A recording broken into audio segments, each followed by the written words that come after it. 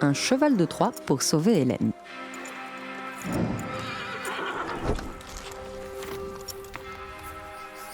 Nous connaissons tous une personne atteinte de diabète.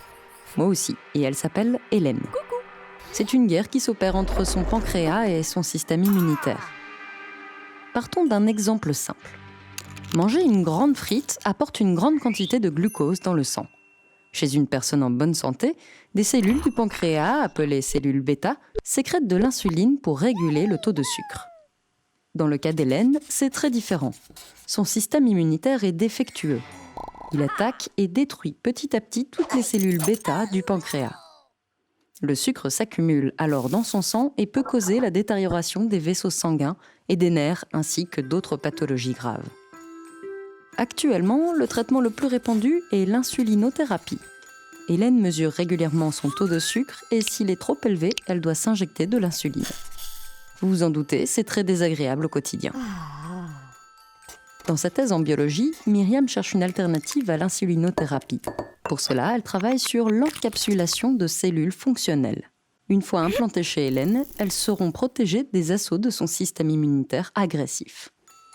Pour cela, le premier défi est de trouver de nouvelles cellules qui peuvent remplacer les cellules déficientes. La meilleure candidate pour remplir ce rôle important est la cellule souche. Imaginez les cellules souches comme de jeunes cellules qui ne savent pas encore ce qu'elles vont devenir lorsqu'elles seront adultes. En laboratoire, il est possible de les encourager à devenir des cellules de pancréas. En effet, on peut induire la différenciation de nos bébés en nouvelles cellules bêta fonctionnelles. Ces cellules pourront alors détecter qu'Hélène a mangé des frites et en conséquence sécréter de l'insuline. Cependant, si les cellules sont implantées telles quelles, le système immunitaire déficient va simplement les détruire à nouveau. Il s'agit donc de protéger ces cellules dans de petites capsules. Ces capsules sont une sorte de cheval de Troie permettant aux cellules bêta de tromper le système immunitaire.